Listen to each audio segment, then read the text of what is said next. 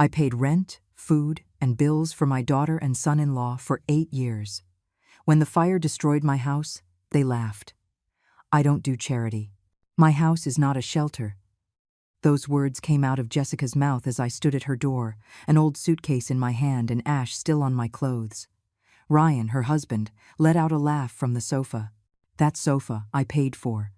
In that living room I maintained, with the electricity that came out of my bank account, for almost a decade. I smiled silently. I said nothing. I just nodded, turned around, and left. But before I left, I took out my cell phone and dialed a number I had saved for months. The bank answered on the second ring. I want to cancel all automatic transfers in the name of Jessica Miller and Ryan Miller. All of them, starting today. The voice on the other end asked for confirmation. I gave it. I hung up, I put the phone away, and I walked toward the street without looking back. The next day, my cell phone had 45 missed calls. But let me tell you how I got there. Because this story doesn't start with a fire. It starts much earlier. It starts with a little girl with big eyes who used to sleep on my chest and call me her hero. Jessica was born in the early hours of an April morning. She came into the world crying loudly, with her fists clenched, as if she already knew life wouldn't be easy. I was 25 years old and alone. Her father had left 6 months earlier, when he found out she was on the way. He left me with 2 jobs, an apartment the size of a shoebox, and a broken promise. But when I held her in my arms for the first time, none of that mattered. She was mine, and I was going to be enough for both of us. I raised her by the skin of my teeth, literally. I worked cleaning houses from Monday to Saturday. On Sundays, I washed other people's clothes to earn extra money. Jessica grew up in the houses where I worked, playing in the kitchens while I mopped floors. The women I worked for sometimes gave her cookies. Other times, they looked at me with pity, but I kept my head high because I was building something. I was giving her a life. I remember the smell of her hair after a bath, that scent of cheap soap that lingered on my hands when I combed her hair before bed. I remember how she would hug me with all her strength when I came home tired from work, as if that hug could take away all the weight of the day. I remember once, when she was 6 years old, she drew me on a piece of paper with a dress full of flowers and wrote underneath in crooked letters, "My mommy is the prettiest in the world." I kept that drawing for years. I took it with me to every new place we moved. I put it on the wall of every place we lived. It was my reminder that all the effort was worth it. Jessica grew up. She became a teenager. She started to look at me differently. She no longer ran to me when I got home. She no longer hugged me. She started to be ashamed of my job, my clothes, my worn-out hands. But I understood. Or at least that's what I told myself. It's normal. It's part of growing up. She'll get over it. But she didn't get over it. At 22 years old, she met Ryan, a tall man with an easy smile and smooth words. I liked him at first. He seemed polite. He seemed to treat her well. He introduced me as his future mother-in-law with an exaggerated bow that made me laugh. Jessica seemed happy, and that was the only thing that mattered to me. They got married a year later. It was a small wedding at City Hall. I paid for lunch for 10 people at a modest restaurant. Jessica wore a white dress we bought together at a thrift store. She looked beautiful, and when she hugged me after the ceremony, I felt like it had all been worth it. That was the last real hug I received from her. 2 months after the wedding, Jessica came to my house. She came with Ryan. They both had long faces. They sat in my small living room and told me they were in trouble. Ryan had lost his job. Jessica barely earned enough at the store where she worked. They couldn't pay the rent. They were going to be evicted. "Mom, we need help. Just for a few months. Until Ryan finds something better." I looked at my daughter. I saw in her eyes the same plea she had when she was a child and wanted something we couldn't afford. And as always, I couldn't tell her no. I gave them $400 that day. It was almost everything I had saved. They promised to pay it back in 3 months. 3 months passed, then 6, then 1 year. The money never came back, but the requests did. "Mom, we need you to pay the electric bill this month." "Mom, the groceries are so expensive." "Mom, Ryan's car needs a repair." And I paid. I always paid. Because she was my daughter. Because I had worked my whole life so she could have more than I had. Because that's what mothers do. They sacrifice. They break themselves into pieces if necessary. But the pieces were never enough. After 2 years, they weren't requests anymore. They were demands disguised as urgent needs. Jessica stopped saying please. Ryan stopped pretending to be ashamed. They just sent me messages with amounts and dates, and I transferred the money without a word. $1,500 a month for rent, $500 for food, $200 for utilities and internet, $300 for various expenses that they never explained to me. Sometimes more, when there were emergencies, which there always were. I kept working. At 65 years old, I was still cleaning houses. My back ached, my knees cracked every time I bent down, but I couldn't stop, because my daughter needed me. Oh, so I thought. The truth is, she never needed me. She only needed my money. The years passed like water through my fingers. I turned 70. My body didn't respond like it used to. I had to quit some of my jobs. My Social Security check became my only income, $1,400 a month. Of that, $1,800 went straight to Jessica and Ryan's account. Yes, you read that right. I was paying more than I earned. I used my savings, the little I had left, the savings I had gathered for decades with the dream of one day resting. But mothers don't rest. Mothers give until there is nothing left. And then the fire came. It was a Tuesday night. I was sleeping when the smell of smoke woke me up. At first, I thought it was a dream. Those nightmares where something bad is about to happen, but you can't move.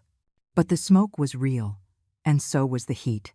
I got out of bed with my heart pounding in my chest. The house was filled with gray smoke. I couldn't see well. I was coughing. My eyes were burning. I groped my way to my bedroom door, and when I opened it, I saw the flames. They were in the kitchen, big, orange, alive, consuming everything in their path. I didn't think. I just acted. I grabbed my cell phone, my documents that I kept in a metal box under the bed, and I ran. Barefoot, in my nightgown, out to the street. The neighbors were already outside. Someone had called the fire department. Someone else put a blanket over my shoulders. I could only watch as my house burned. That house where I had lived for 30 years. Where I had raised Jessica. Where I kept every memory of my life. The firefighters arrived 20 minutes later. But it was too late. When they managed to put out the fire, there was nothing left. Just black walls. Ash. Rubble. The roof had collapsed. The furniture was charcoal. My clothes. My photos. The drawing Jessica had made for me as a child. Everything. I sat on the sidewalk and cried. I cried like I hadn't cried in years. Because it wasn't just a house. It was my entire life turned to smoke. A man lent me some clothes. He gave me hot tea. He told me I could stay as long as I needed. But I knew I couldn't impose. He had already done enough. The next morning, I called Jessica. My voice was trembling when I told her what had happened. I expected her to say something like, "Mom, come over here immediately." Or, "Don't worry, we're coming to get you." Or simply, "You're okay, that's all that matters." But what she said was, "What about the insurance?" "I didn't have insurance, Jessica. I couldn't afford it." There was a long silence on the other end. Then a sigh. Then her voice, cold as ice. "Well, Mom, that's too bad. But we can't help you. We barely have enough for ourselves. Barely enough for them." Them. Living in a 2-bedroom apartment that I paid for. Eating with the money I sent. Who had internet, electricity, water, and cable thanks to my monthly transfers. "Jessica, please. I just need a place to stay for a few days. Until I figure out what to do." I heard voices on the other end. Jessica talking to Ryan. I couldn't understand exactly what they were saying, but the tone was clear. They were arguing, and they were not in agreement about helping me. Then Jessica came back to the phone. "Mom, you can come if you want, but only for a few days. And you'll have to sleep on the sofa, because we don't have space." I accepted. I had no other choice. I gathered the few things the neighbor had lent me, thanked him 1,000 times, and took a bus to my daughter's apartment. The apartment I was keeping afloat. When I arrived, I knocked on the door with a heavy heart. Ryan opened it. He looked me up and down. He didn't say hello. He didn't ask how I was. He just stepped aside to let me pass. Jessica was in the kitchen. She didn't even turn around when I came in. "Leave your things there. And don't make a mess." I stood in the middle of the living room, with my small bag in my hand, with my tired body, with my life in pieces, and all I received was indifference. That night I slept on the sofa, but I didn't really sleep. I just closed my eyes and listened to the sounds of that house. Jessica and Ryan talking in their room, the television on until late, the refrigerator that I had helped buy. Everything reminded me of how much I had given, and how little I got back. The next morning, I got up early. I made coffee. I cleaned up a bit. I wanted to be useful. I wanted them to see I wasn't a burden. But when Jessica came out of her room and saw me in the kitchen, she frowned. "Mom, don't touch my things." I was just making coffee. "Well, I didn't ask you to." I bit my tongue. I poured myself a cup and sat on the sofa. Ryan came out later. He didn't even look at me. He grabbed a cup of coffee, poured himself some, and went back to the bedroom. 3 days went by like that. 3 days where I was invisible in the house I paid for. 3 days where every move I made seemed to bother them. 3 days where I swallowed my pain so as not to inconvenience them. On the 4th day, I gathered my courage. I was sitting in the living room when Jessica got home from work. I approached her carefully. "Jessica, honey, I need to talk to you." She dropped her purse on the table and looked at me with annoyance. "What is it now?" "I need to stay here a little longer, just until I find something. A room, a small place. I have nowhere to go." Jessica sighed. That sigh I already knew. That sigh that said, "You are a problem." "Mom, I already told you. We can't. Ryan and I need our space." "But, honey, I have nothing. I lost everything in the fire. I just need a little help." She stared at me, and what I saw in her eyes froze my blood. There was no compassion, no love, just annoyance. "Mom, you've always been like this, always expecting others to solve your problems." "My problems." She said my problems. As if I had chosen for my house to burn down, as if I hadn't spent the last 8 years solving hers. But I said nothing. Again. I just nodded and went back to the sofa. That night, Jessica and Ryan went out to dinner. They didn't invite me. They left me there alone with a package of crackers and water. When they returned, they were laughing. They smelled like an expensive restaurant, the kind of place I could never go because my money went to supporting them. I stayed on that sofa for another week. 7 days of heavy silence, 7 days of cold stares, 7 days of feeling like a burden in my own daughter's life. And then that moment came, the moment that changed everything. It was Friday night. Jessica was on the phone with a friend. I was on the sofa, pretending to read an old book I had found on a shelf. But I was listening. I couldn't help but listen. "Yeah, she's still here." "No, I don't know when she's leaving." It's exhausting, I swear.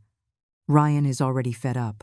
Her friend must have asked something because Jessica laughed. A dry laugh. "No, we can't just kick her out, but we can't keep her forever either. It's enough that she sends us her Social Security check every month." My heart stopped. "Her check?" "Yeah, of course. $1,400. She pays almost all of our rent. That's why we're still putting up with her. But seriously, if it weren't for that, I would have already told her to find another place." I felt the air leave my lungs. I kept listening. I couldn't move. I know it sounds bad, but it's the truth. And Ryan says the same thing. If she didn't have that check, it wouldn't even be worth having her around. There it was. The truth. Naked. Raw. Unvarnished. I wasn't her mother. I was a source of income. A monthly check with legs. I sat motionless on that sofa. The book trembled in my hands, but I couldn't let it go. If I let it go, if I made any noise, Jessica would know I had heard. And a part of me, the cowardly part that was left, didn't want that confrontation.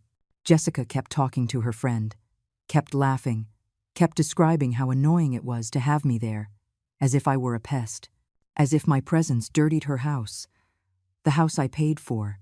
When she hung up, She walked through the living room without looking at me. She went into her room and closed the door. I heard her voice mixed with Ryan's. I heard laughter. I heard the sound of the TV turning on, and I was still there, sitting, with the book in my hands, with my daughter's words bouncing around in my head like bullets. If she didn't have that check, it wouldn't even be worth having her around. I didn't sleep that night. I stared at the ceiling, counting the cracks, trying to understand at what point I had become so invisible, at what point I had stopped being a person and become a number in a bank account. I remembered all the years I had worked until my bones ached, all the times I ate plain rice so Jessica could have meat on her plate, all the nights I stayed up sewing her clothes because we couldn't buy new ones, all the times I said no to my own needs to say yes to hers. And now this. The next morning, I got up before them. I made coffee again. This time, I didn't do it to be nice. I did it because I needed to keep my hands busy. I needed to do something normal, while my world fell apart inside. Jessica came out of her room yawning. She grabbed a mug without saying good morning. She sat at the table and took out her phone. She didn't even look at me. Ryan appeared later. He did the same. Coffee, table, phone, silence. I watched them from the kitchen, and I wondered how I had raised a person capable of such coldness. I wondered at what point I stopped teaching her about gratitude. Or if I had, and she simply chose not to listen. The days passed, each one heavier than the last. Every interaction with them was like walking on eggshells. I was afraid to speak, afraid to ask, afraid to exist in this space that was supposedly also mine. One afternoon, Jessica came home with grocery bags. Bags full of expensive food, imported cheeses, wine, premium meats. She put them in the refrigerator while I sat in the living room. She didn't offer me anything. She didn't say, "Mom, I bought something for you too." She just put everything away and went to her room. That night, I ate bread and butter. They had steak with potatoes and salad. I know because the smell filled the entire apartment. I stayed on the sofa, pretending I wasn't hungry, pretending I didn't care. But I did care. Not about the food, but about what it represented. The contempt, the indifference, the clear message that I didn't even deserve the scraps of what my money bought. The next day, Ryan spoke to me for the first time in a week. I was in the living room watching television when he got home from work. "Carol, I need you to do me a favor." I looked at him, surprised. It was the first time he had spoken to me without me asking something first. "What do you need?" "This month's transfer hasn't arrived yet. It's already the 15th, and the rent is due tomorrow." Ah, of course. It wasn't a favor. It was a reminder. A complaint disguised as casual conversation. "I already made the transfer, Ryan. It should be processing." He nodded without saying thank you. He went to his room. That was it. That was our interaction. A reminder that I was only good for one thing. The days turned into weeks. 2 weeks living on that sofa. 2 weeks feeling my dignity fade a little more each day. 2 weeks where I began to understand something I was terrified to admit. My daughter didn't love me. Maybe she never had. Or maybe she did once, when she was little. But that love died somewhere along the way. And what was left now was just convenience. Interest. A transactional relationship where I gave everything and she only received. One night, while they were sleeping, I got up from the sofa and walked through the apartment. I toured it slowly. I touched the walls I had helped paint when they moved in. I looked at the furniture I had paid for. The television, the microwave, the curtains. Every object in that house had my sweat, my effort, my sacrifice. And yet, I was the intruder. I reached their room. The door was slightly open. I could see their sleeping silhouettes.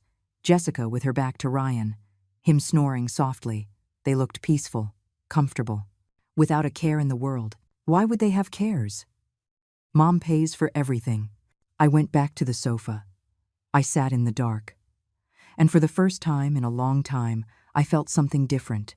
It wasn't sadness. It wasn't pain. It was rage. A cold, silent rage. growing like a slow fire in my chest. I deserve more than this. The sentence appeared in my mind with such clarity that I almost said it out loud. I deserve more than to be treated like a check. I deserve more than sleeping on a sofa in the house I maintain. I deserve more than crumbs of respect. And then, something clicked. I didn't have to stay. I didn't have to keep submitting to this. Yes, I had lost my house. Yes, I was in a difficult situation. But that didn't mean I had to accept humiliation. It didn't mean I had to beg for love from someone who clearly had none to give. I stood up. I went to the kitchen. I opened my cell phone. I searched my contacts until I found a name I hadn't dialed in years. Sharon Wallace. My childhood friend. The woman I grew up with in the same poor neighborhood. The one who moved to another state 15 years ago but always sent me a message at Christmas. I looked at the time. 3 a.m. Too late to call. But I wrote her a message. Sharon, it's Carol. Sorry to write at this hour. Can we talk tomorrow? I need some advice. I left the phone on the table. I didn't expect an immediate reply. I went back to the sofa. I closed my eyes. And for the first time in weeks, I felt something like hope. The next morning, my phone had 3 messages from Sharon. Carol. Of course. Call me when you can. I'm here. I called her. I told her everything. The fire, Jessica's indifference, the words I heard, how I felt. I cried while I talked. And she listened. She didn't interrupt. She didn't judge.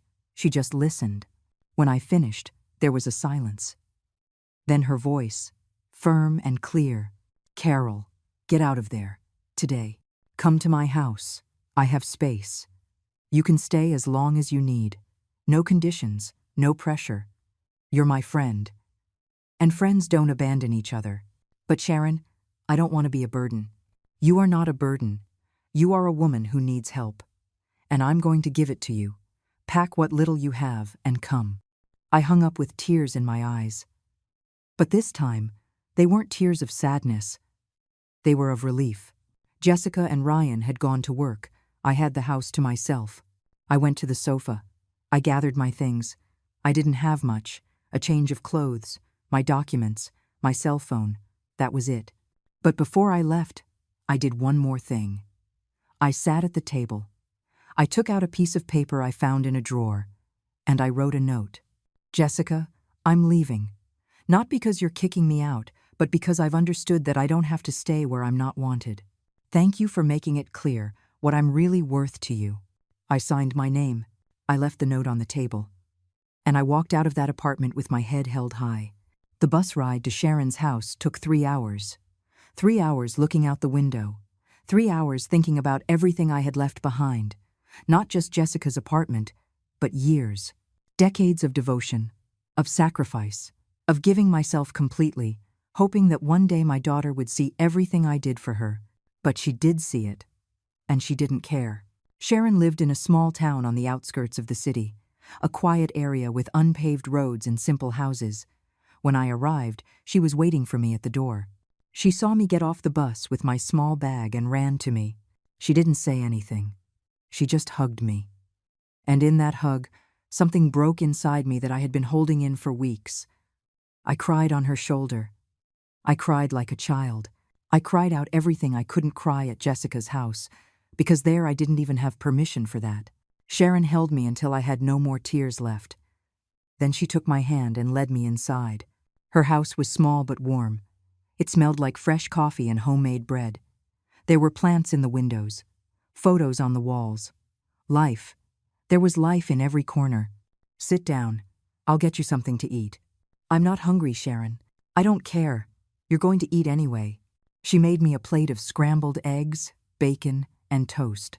She put the plate in front of me and sat beside me. She didn't say eat. She didn't say anything. She just sat with me while I, slowly, began to eat. And it was strange. Because that simple plate, that simple food, tasted better than anything I had tried in weeks. Because it came with something I hadn't received in a long time. Affection. When I finished, Sharon cleared the plates and showed me the room where I would be staying. It was a small room with a single bed, a nightstand, and a window that looked out onto the garden. It's not much, but it's yours. For as long as you need. Thank you, Sharon. You don't know how much this means. She touched my shoulder tenderly. I know exactly how much it means. Because I've been alone too. And I know what it's like for someone to offer you a hand when you need it most. That night I slept in a real bed. With clean sheets, with a soft pillow. And for the first time in a long time, I slept through the night. Without interruptions, without fear, without that constant weight on my chest. The next morning, I woke up to the smell of coffee. I left the room and found Sharon in the kitchen making breakfast. She smiled when she saw me. Good morning. How did you sleep? Like I haven't slept in years. I'm glad. Sit down. It's almost ready. We had breakfast together. We talked about simple things. The weather, her neighbors, her cat, who was named Buddy and spent all day sleeping on the sofa. We didn't talk about Jessica. We didn't talk about the fire. We didn't talk about anything heavy, and that was a relief. After breakfast, Sharon had to go to work. She cleaned at a school in town. She told me she would be back at noon and to make myself at home. That I could use whatever I wanted. That I didn't have to ask permission for anything. I stayed alone in that quiet house. I walked through the rooms. I sat in the garden. I looked at the flowers Sharon cared for with so much love. And for the first time in a long time, I could breathe. But the peace didn't last long. At 11 in the morning, my cell phone started ringing. It was Jessica. I declined the call. It rang again. I declined it again, and again, and again. Then the messages started. Mom, where are you? Mom, answer the phone. Mom, this is ridiculous. You can't just leave like this. I read the messages without responding. I had nothing to say to her. I had already said everything I needed to in that note I left on her table. But Jessica didn't give up. The calls continued, one after another, until I finally turned off the phone. I needed silence. I needed to think. I needed to decide what I was going to do with my life from now on. When Sharon returned at noon, I told her about the calls. She frowned. What are you going to do? I don't know. Part of me wants to answer. She's my daughter. But another part knows that if I answer, she'll manipulate me. She'll make me feel guilty, and I'll end up going back. Then don't answer. Not until you know exactly what you want to say. She was right. I wasn't ready to talk to Jessica. I wasn't ready to face her. I was still processing everything. I was still healing. 3 days passed. 3 days of peace at Sharon's house. 3 days where I started to feel like a person again. Not a burden, not a check, but as Carol. A 70-year-old woman who had worked all her life, who had loved with all her heart, who deserved respect. During those days, Sharon and I talked a lot. I told her about the 8 years of paying for everything for Jessica. I told her about the humiliations, about how I felt invisible in my own life. And she listened without judgment, without saying I told you so, without making me feel foolish. She just listened. One night, while we were drinking tea in her garden, Sharon told me something that stuck with me. Carol, do you know the problem with giving so much? People get used to it. And when you get used to receiving, you stop being grateful, you stop valuing it, and you start demanding it like it's your right. That's exactly what happened with Jessica. Yes. And now you have to decide if you're going to keep allowing it or if you're going to set a boundary. A boundary. The word sounded so simple. But it implied something enormous. It implied saying no. It implied confronting my daughter. It implied accepting that maybe our relationship would never be what I dreamed. On the 4th day, I turned on my phone. I had 63 missed calls, all from Jessica, and messages. So many messages. The first ones were demanding, the middle ones were angry, and the last ones were desperate. Mom, please. We need to talk. Mom, don't be childish. Mom, the rent is due tomorrow and we don't have the money. There it was. The truth behind all those calls. They didn't miss me. They weren't worried about me. They just needed my money. I read each message calmly, and something inside me hardened, like metal cooling, like cement drying. Sharon came into the room and saw me with the phone in my hand. Are you okay? Yes. I think I'm finally seeing things clearly. What are you going to do? I'm going to do something I should have done years ago. I got a piece of paper, and I started writing. I wrote down every expense I had paid for Jessica and Ryan over the last 8 years. Rent, food, utilities, repairs, emergencies, everything. When I finished, I added up the numbers, and the total left me breathless. $172,800. That's what I had spent on them.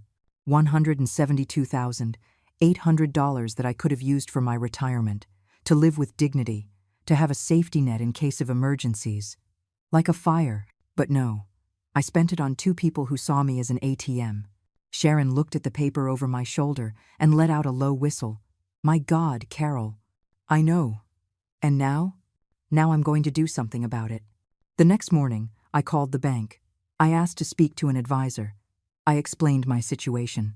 I told him I needed to cancel all the automatic transfers I had set up to the account of Jessica Miller and Ryan Miller. Are you sure, Mrs. Peterson? Once canceled, you would have to set them up again manually if you change your mind. I am completely sure. Cancel all of them. Today. Very well. It's noted. The transfers are canceled as of this moment. I hung up the phone, and I sat in silence. I didn't feel guilt. I didn't feel doubt. I just felt relief. Sharon put a hand on my shoulder. How do you feel? Free. 2 days passed after I canceled the transfers. 2 days of a strange calm, like the silence before the storm. I knew what was coming. I knew that at any moment Jessica would realize. And I knew that when she did, everything would explode. But this time, I was ready. Sharon was with me through it all. In the mornings, we had breakfast together. In the afternoons, we walked through the town. In the evenings, we sat in her garden drinking tea and talking about life. She didn't pressure me. She didn't ask what I was going to do next. She was just there, present, steadfast. And that meant more than words could say. On the 3rd day, the storm hit. It was 8 in the morning. I was helping Sharon water the plants when my cell phone started ringing. I looked at the screen. Jessica. I declined the call. It rang again immediately. I declined it again. Then the messages started. One after another. The phone wouldn't stop vibrating. Mom, what did you do? Mom, the transfer didn't arrive. Mom, I called the bank, and they said you canceled everything. Mom, answer the damn phone. I read each message with a calmness that surprised me. I didn't feel the impulse to respond. I didn't feel panic. I didn't feel guilt. I just felt I was doing the right thing. Sharon came over and looked at my phone. Is it her? Yes. Are you going to answer? Not yet. The calls continued all morning, one after another, insistent, desperate. But I didn't give in. I kept the phone on silent and went on with my day. I helped Sharon with the housework. I made lunch. I watered more plants. And for every call I declined, I felt a little stronger. In the afternoon, Ryan started calling too. That surprised me. In 8 years, Ryan had never dialed my number. He had never called to ask how I was. He had never sought me out for anything not related to money. And now his name was flashing on my screen, over and over. I declined his calls too. By evening, the messages changed tone. They were no longer demanding. Now they were threatening. Mom, this is crazy. You can't just leave us like this. Mom, you're going to put us on the street. Is that what you want? Mom, if you don't help us, we're going to lose the apartment.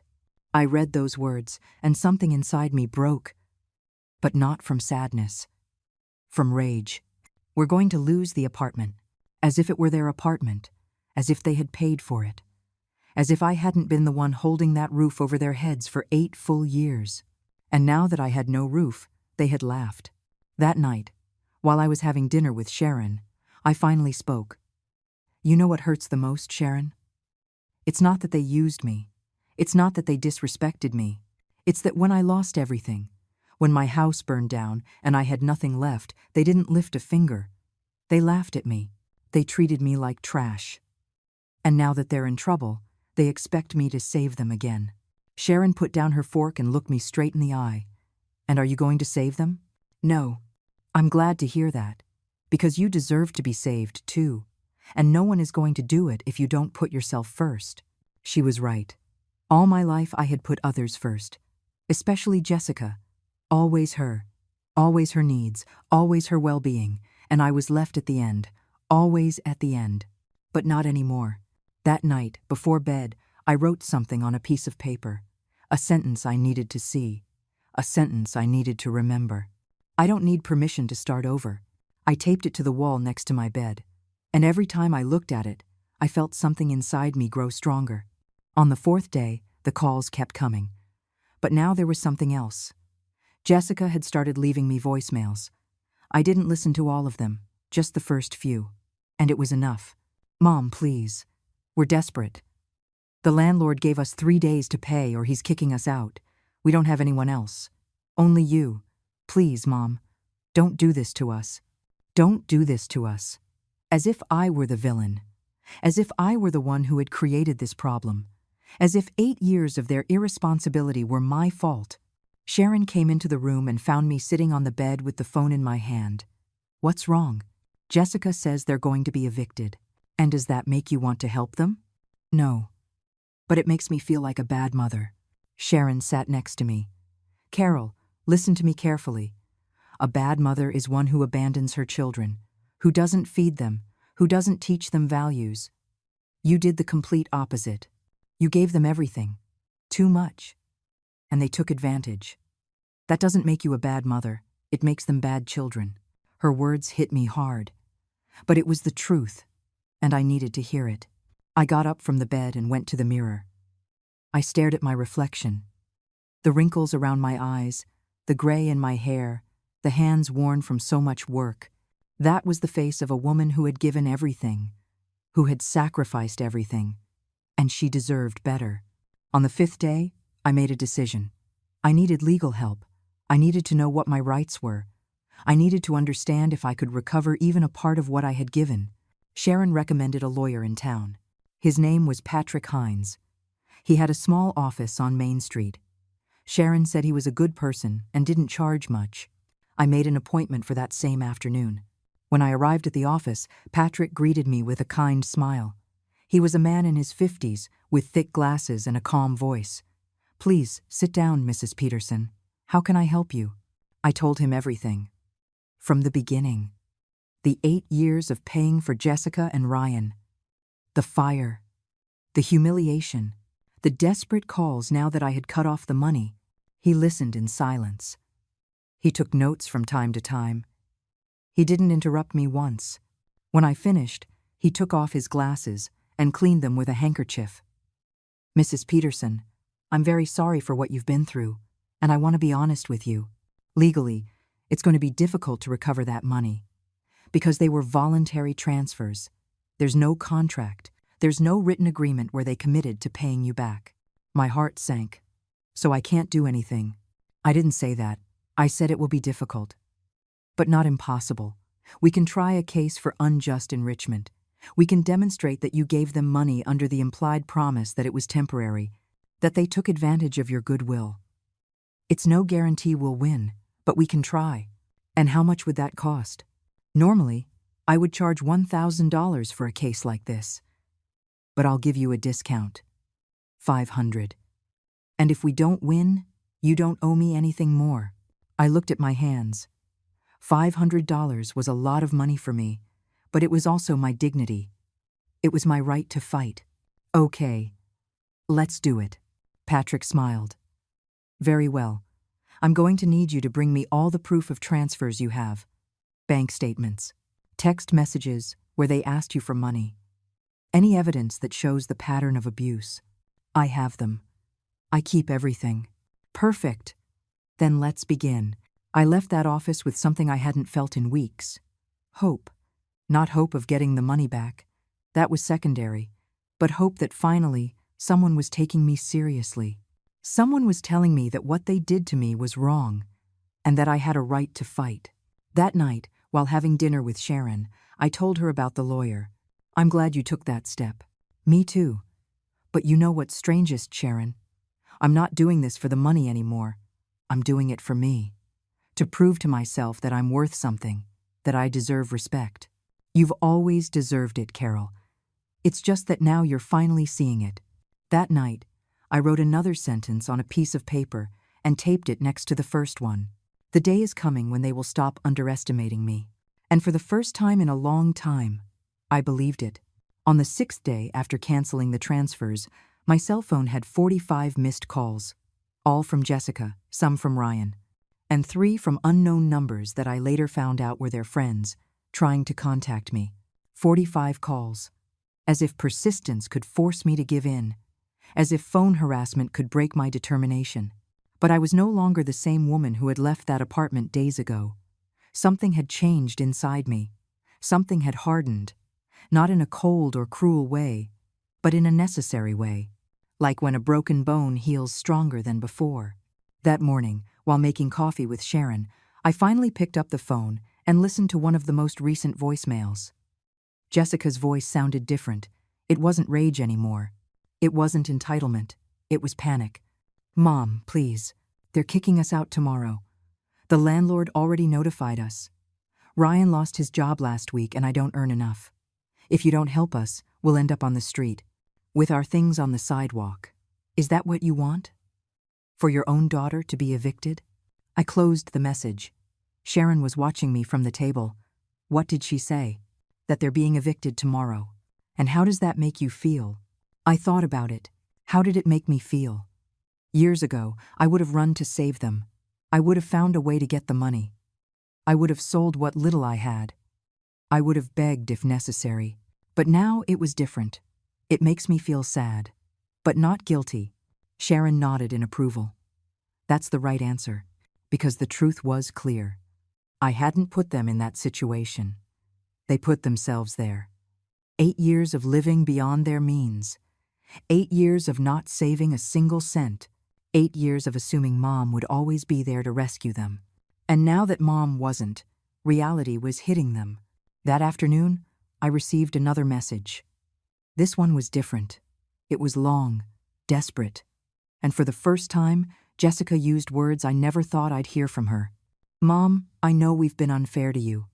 I know we treated you badly. I know that when you lost your house, we weren't there for you. I'm sorry. I'm truly sorry. But please, don't leave us like this. We're your family. I'm your daughter. I promise things will change. I promise we'll value you. Just help us this one more time, please." I read that message 3 times. I searched for sincerity in every word. I looked for any sign that she really meant it, but all I found was manipulation. Calculated words to tug at my heart, to make me feel obligated. And maybe a month ago, it would have worked. But not now, because I had learned something fundamental. Apologies without real change aren't apologies. They're strategies. And I was tired of being part of their survival strategy. I didn't answer the message. That evening, Patrick Hines called me. He had reviewed all the documentation I had brought him. Bank statements, screenshots of messages, everything. "Mrs. Peterson, I have good news and bad news." "Tell me the bad news first." "The bad news is that legally, it will be very difficult to recover all the money. As I said, there's no contract. But the good news is that we have enough evidence to prove a pattern of financial abuse. Messages where they demanded money. Constant transfers for years. And most importantly, I have the messages where you asked them for help after the fire and they refused. That demonstrates the one-sided nature of the relationship. And what does that mean? It means we can file a lawsuit. We might not get the $172,000 back, but we can seek partial compensation. And more importantly, we can legally establish that you owe them nothing, that they have no right to continue harassing you. That last part caught my attention. Can they stop calling me? With a restraining order, yes. If they continue to harass you by phone after you explicitly ask them to stop, we can seek legal protection. I want to do that. I want them to stop. Very well. I'll prepare the documents. I need you to send them a formal message. Clear, direct. Telling them you do not want to be contacted anymore. Save that message as evidence. And if they continue after that, we have cause to act. Okay, I'll do it. I hung up and stared at the phone. The time had come. The time to tell them what I really thought, what I really felt.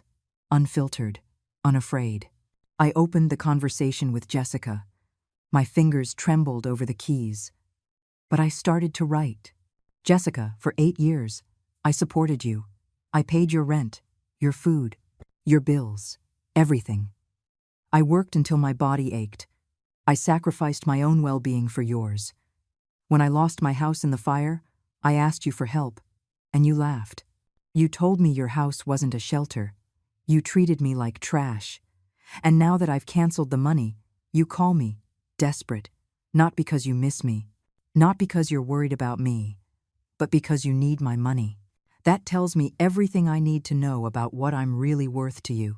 I am not going to help you. I am not sending you 1 more cent. And I do not want you to call me again.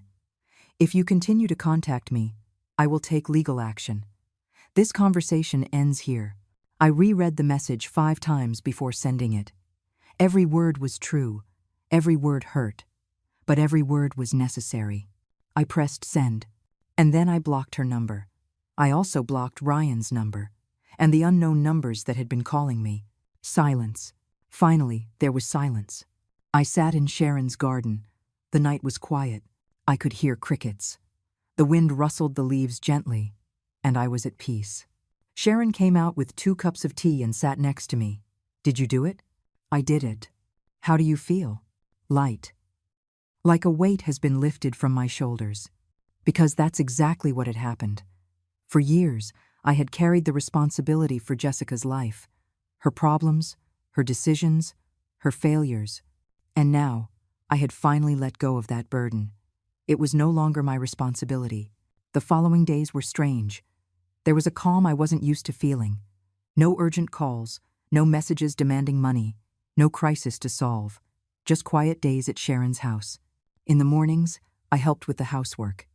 In the afternoons, I read books I had wanted to read for years but never had time. In the evenings, I walked through the town and met the neighbors. Kind people. People who greeted me with warmth. People who didn't know me as Jessica's mom, but simply as Carol. And that felt good. One afternoon, while I was watering the plants, a neighbor came over. Her name was Maria Ortiz. She was an older woman, about 80 years old, but with incredible energy. You're Sharon's friend, aren't you? Yes, I'm Carol. It's nice to meet you. I've heard your story, Sharon told me a little. I hope you don't mind. No, it's fine. Maria looked at me with eyes full of understanding. You know, I had a daughter like that, too. A daughter who only looked for me when she needed something. It took me years to understand that I wasn't her mother. I was her bank. And when I finally cut off the money, she disappeared from my life. That was 15 years ago. And you know what? It was the best thing I could have done. Have you never seen her again? No. And at first, it hurt. A lot. But over time, I understood that I didn't lose a daughter. She lost a mother. Because real daughters don't abandon their mothers when the money runs out. Her words resonated deep within me. Because she was right. If Jessica disappeared from my life now that there was no money involved, then there was never a real relationship. There was only a transaction. And I deserved more than that. 2 weeks passed since I sent that last message to Jessica. 2 weeks of absolute silence. No calls, no messages, nothing. And that silence told me more than 1,000 words. It told me that when the money stopped, the interest in me stopped too, exactly as Maria had said. During those weeks, something began to grow inside me. It wasn't happiness, not yet. But it wasn't sadness either. It was something in between. It was acceptance. I was accepting that the relationship with my daughter would probably never be what I had dreamed. And I was learning to live with that. Patrick Hines called me one afternoon with news. Mrs. Peterson, I filed the lawsuit. Jessica and Ryan were served this morning. They have 30 days to respond. And what do you think will happen? Honestly, I think they'll try to negotiate. They'll try to reach a settlement out of court, because if this goes to trial, everything will be exposed. And I doubt they want that. I don't want their money, Patrick. I just want them to leave me in peace. I understand. But it's important to set a precedent. It's important to make it legally clear that you no longer owe them anything, that this chapter of your life is over. He was right. It wasn't just about the money. It was about closing a chapter. It was about putting a clear and final end to it. 3 days later, Patrick called me again. This time his voice sounded surprised. "Mrs. Peterson, you're not going to believe this. Jessica wants to talk. She requested a meeting. She says she wants to apologize in person." My heart sped up. A part of me, that part that was still a mother, felt hope. Maybe she understood. Maybe she had finally reflected. Maybe this could be fixed. But another part of me, the part that had learned to protect itself, felt suspicious. "Do you think she's sincere?" "I don't know, but I think you should hear her out. On one condition. The meeting is in my office, with me present. So there's a neutral witness, and so you feel safe." "Okay, I agree." The meeting was scheduled for the following Friday. 5 days of waiting. 5 days where my mind wouldn't stop turning it over. What would Jessica say? Would it be a real apology or manipulation? Could we really reconcile? Sharon stayed with me during those anxious days.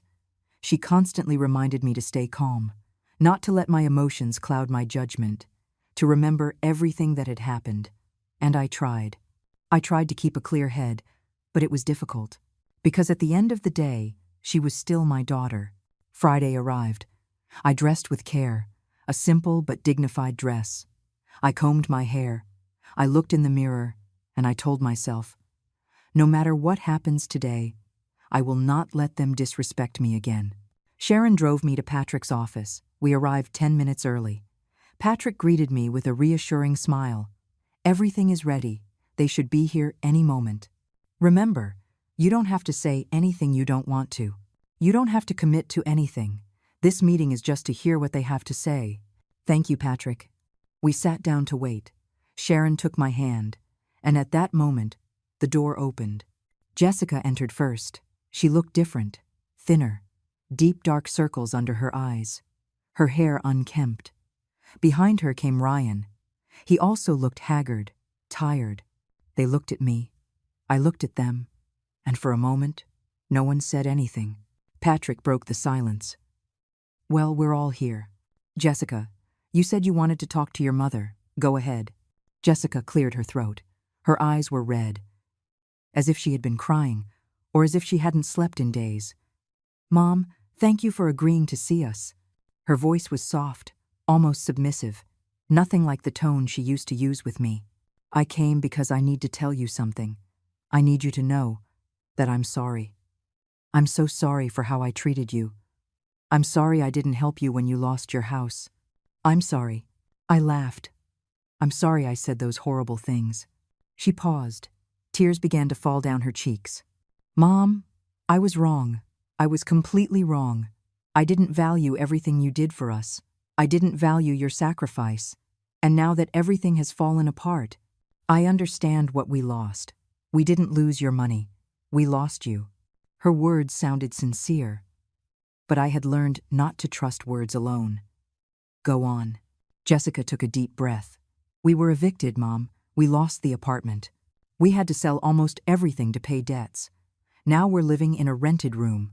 We're both working whatever jobs we can to survive. And every day, I understand more.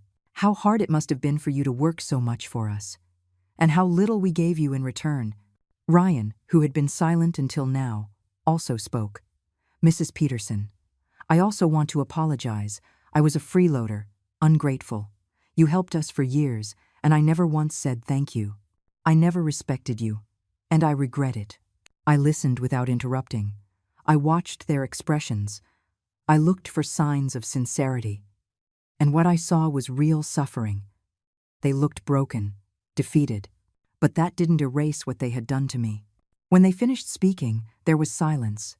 Everyone was looking at me, waiting for my response. Even Sharon, even Patrick. I took a deep breath, and I spoke. "Jessica, for 8 years, I gave you everything I had, not just money. I gave you my time, my energy, my love. And you took it like it was your right. As if I owed you something for being your mother. When I lost my house and asked you for help, you laughed in my face. You told me your house wasn't a shelter. And those words, they killed me inside. Because in that moment, I understood that I wasn't your mother. I was your source of income. Jessica was sobbing, but I continued. Now you come here with tears, with apologies. And maybe they're sincere. Maybe you really do regret it. But you know what, Jessica? It's not enough. Because regret that's born from suffering isn't true regret. It's just desperation. If you were both financially fine right now, would you be here? Would you be apologizing? Jessica opened her mouth to answer, but no words came out. Exactly. I don't know. And neither do you. That's why I can't accept your apology. Not yet. Because I need to see real change. Not pretty words. Change. Ryan leaned forward. What do you need from us, Mrs. Peterson? Tell us what to do, and we'll do it. I looked him straight in the eye. What I need is for you to leave me in peace. For you to never ask me for money again. For you to understand that that chapter is over. I am no longer your safety net. You are adults. And it's time you lived like adults. With your own consequences. With your own responsibilities. Jessica wiped her tears. Mom, I understand. I promise. We won't ask you for anything ever again. We just want you back in our lives. For us to be a family again. Family.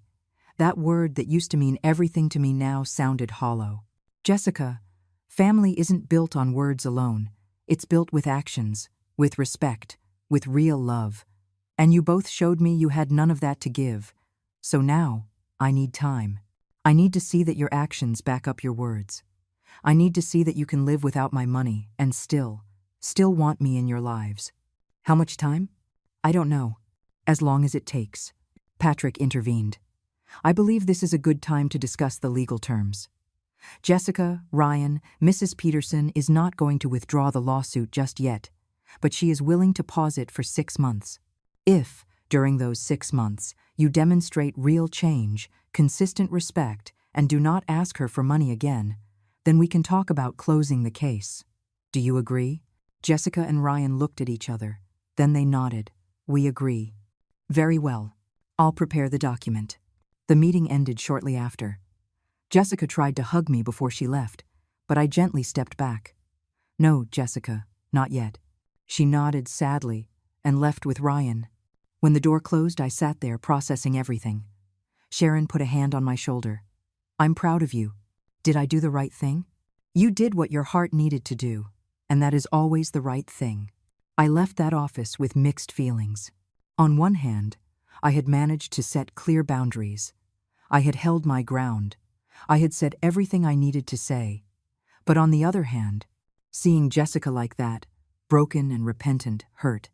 Because no matter how much damage she had done, she was still my daughter. Sharon and I walked in silence back to her house. She respected my need to process. She didn't ask questions. She didn't offer unsolicited advice. She just walked beside me. When we arrived, she made tea, as she always did in important moments. We sat in the garden, and I finally spoke. I don't know if I'm being too harsh. Sharon took a sip of her tea before answering. Carol, for 8 years, you were too soft. You let them walk all over you. You let them use you. You let your kindness become a weakness. Now you are finally being firm. And that's not being harsh. That's being fair. But she looked so broken. Suffering is sometimes the only teacher some people understand. Jessica needed to hit rock bottom to wake up. And maybe, just maybe, this is the best thing that could have happened to her. I thought about her words all night. And the more I thought, the more sense it made. I hadn't caused Jessica's suffering. She caused it herself with her decisions, with her irresponsibility, with her lack of gratitude. I had only stopped allowing her to drag me down with her. The following days were an emotional adjustment. There were moments when I felt strong and sure of my decision, and there were moments when doubt ate at me.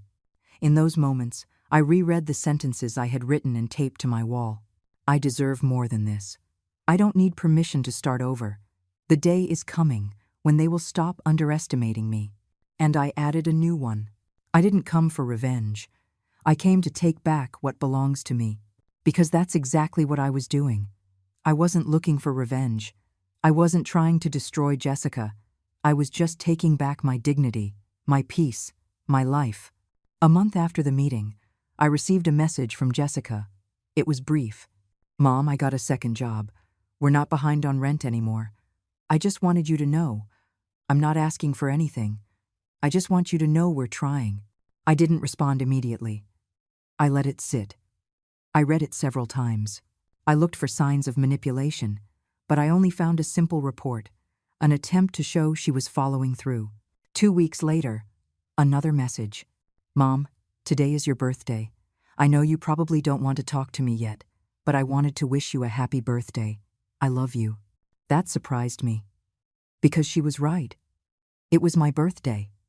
I was turning 71, and I had completely forgotten.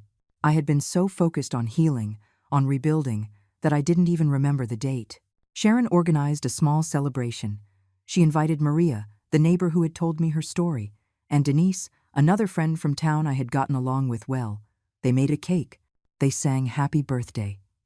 And for the first time in years, I celebrated my birthday surrounded by people who truly appreciated me. People who wanted nothing from me except my company. That night, before sleeping, I answered Jessica's message. Thank you for remembering. I didn't say more. But it was a step, a small one, but a step nonetheless. The months continued to pass. Jessica sent occasional messages, never asking for anything, just updates, that she had paid off a debt, that Ryan had found a better job, that they were saving, small reports on her life, and I read them. But I didn't respond to all of them, only some. When I felt it was genuine, when I felt there was no hidden agenda. Meanwhile, my own life began to take shape. Patrick helped me get government assistance for seniors who had lost their homes in disasters. It wasn't much, but it was something, $200 a month in addition to my Social Security. With Sharon's support, I started looking for a place of my own. I didn't want to be a burden to her, even though she insisted I wasn't, but I needed my own space. I needed to rebuild my independence. I found a small one-bedroom apartment in town. It was modest, very modest, but it was mine. The rent was $750 a month.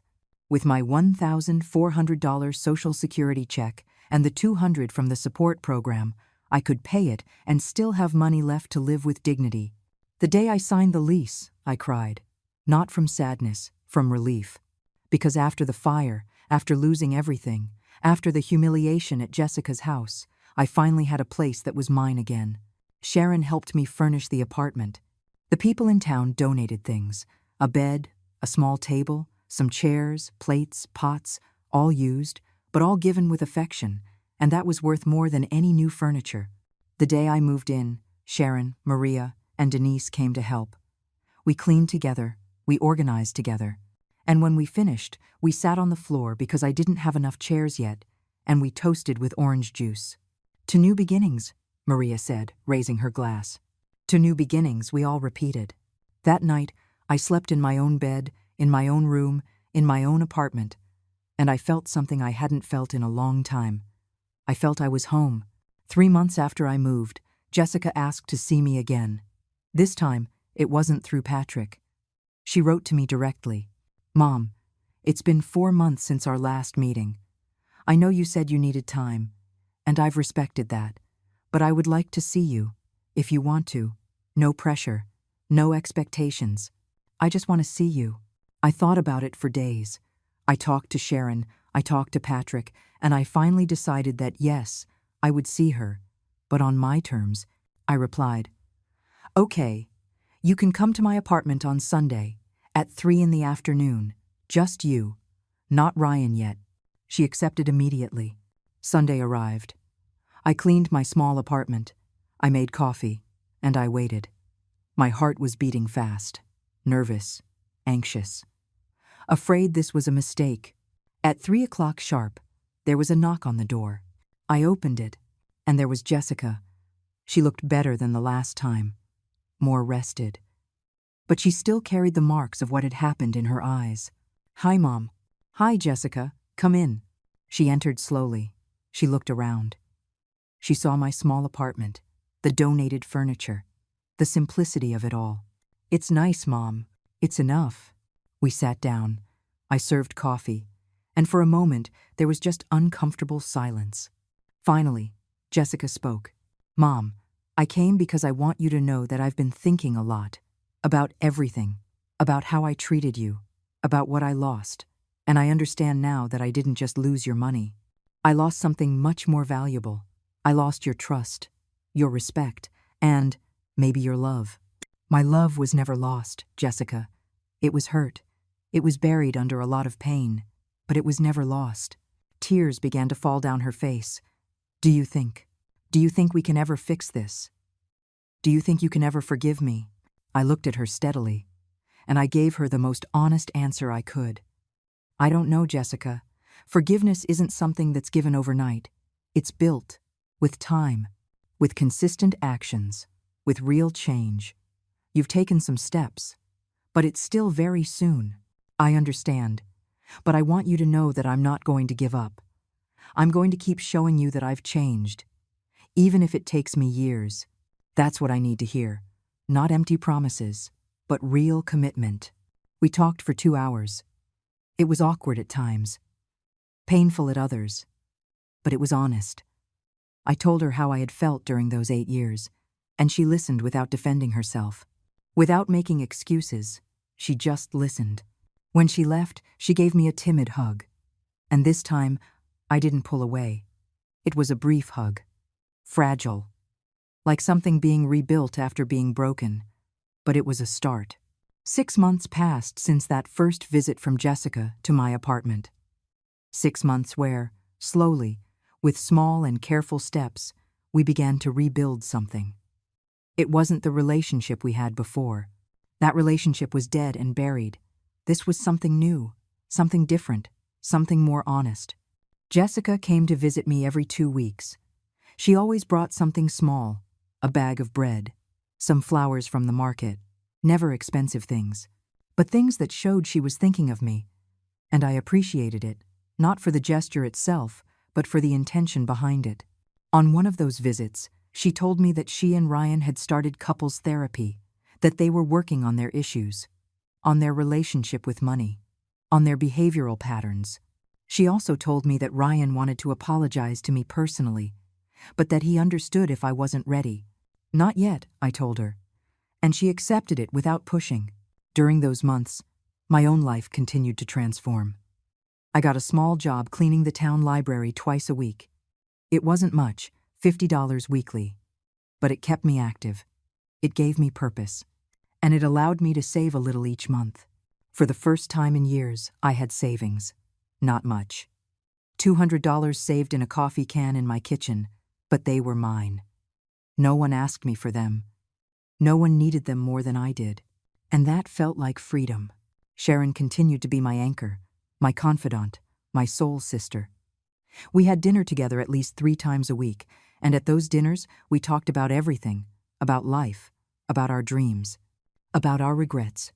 One night, I told her something I had been thinking. Sharon, I think I needed all of this to happen. Why do you say that? Because if I hadn't lost my house, if Jessica hadn't rejected me, if I hadn't hit rock bottom, I never would have found my strength. I never would have learned to put myself first. I never would have understood my own worth. Sharon smiled that wise smile that only comes with years. Sometimes the worst things that happen to us are the ones that teach us the most. She was right. This year had been the most painful of my life, but also the most transformative. The day the 6 months were up from the meeting in Patrick's office, he called me. Mrs. Peterson, the deadline has passed. We need to decide what to do with the lawsuit. Do you want to proceed or do you want to close the case? I thought about it carefully. Jessica had kept her word. She hadn't asked me for money once. She had worked. She had changed. She had shown with actions, not just words. I want to close the case, Patrick. Are you sure? I'm sure. Not because I've forgotten what happened, but because I no longer need a judge to tell me I was right. I know I was right. And that's enough for me. Very well. I'll process the closure. And Mrs. Peterson, I want you to know I'm proud of you. You've handled this with admirable dignity. Thank you, Patrick, for everything. When I told Jessica I had closed the case, she cried. Not from relief, but from gratitude. Thank you, Mom. I promise you won't regret this. We'll see, I said, because I had learned not to hold on to promises, only to observe actions. Time kept passing. My life settled into a quiet routine. Work at the library, visits from Jessica, dinners with Sharon, walks through town, books at night, peace. One afternoon, almost a year after the fire, I was watering the plants on my small balcony when I had a revelation. I realized I no longer thought about Jessica every day. I no longer woke up with anxiety, wondering what she would need from me. I no longer defined my worth by what I could give to others. I had reclaimed my life, my identity, my inner peace. That night, I wrote one last sentence on a piece of paper and taped it next to the others. Because in the end, it's not the pension or the house that defines you. It's your ability to get up, over and over again. And I had gotten up. Jessica and I never went back to the relationship we had before. But we built something new. Something based on mutual respect. On healthy boundaries. On real love instead of obligation. She learned to live without depending on me. And I learned to live without carrying her. One day, almost 2 years after everything, Jessica came with news. She and Ryan had saved enough for a down payment on a small house. A real house. Their own. Mom, we want you to come see it. I went. And it was small. Simple. But it was theirs. Paid for with their effort. With their work. I'm proud of you, I told her. And I meant it. As we toured the house, Jessica took me to a small room at the back. Mom, this room is for you. For when you want to visit. For when you want to stay. No conditions. No expectations. Just because you're my mom and I love you. I looked at the room. It had a bed, a small table, a window with natural light, and on the wall there was a frame. I got closer to see it. It was my drawing, the one she had made for me when she was 6 years old. The one that said my mommy is the prettiest in the world. The one I thought was lost in the fire. How did you get this? I had it, saved in a box in my apartment for years. When I found out your house burned down, I looked for it. I wanted to give it to you, but at that moment, I was so selfish it didn't even occur to me. I found it a few months ago while cleaning, and I knew it had to be here. Tears ran down my cheeks, not of sadness, but of something much deeper, of healing. I hugged my daughter, and this time it was different. It wasn't the desperate hug of someone looking for something. It was the genuine hug of two people who had lost each other and found each other again. I didn't move into that room. My small apartment was still my home, my refuge, my space. But I visited Jessica from time to time, and she visited me. And that's how it worked. We learned to love each other from a healthy distance, from respect, from honesty. I am 72 years old now. My hair is completely white, my hands are more wrinkled, my back hurts some mornings. But my spirit is stronger than ever. I still work at the library. I still have dinner with Sharon. I still walk through the town. I still read. I still live. And when I look back at everything that happened, I no longer feel anger. I don't feel resentment. I just feel gratitude. Gratitude because the fire that destroyed my house did not destroy my spirit. Gratitude because my daughter's rejection taught me my own worth. Gratitude because hitting rock bottom taught me that I could get back up. Sometimes Maria, the neighbor, asks me if I regret cutting off the money to Jessica, if I regret being so harsh, and I always tell her the same thing. I don't regret it, because if I hadn't, I would still be invisible in my own life. I would still be a check instead of a person.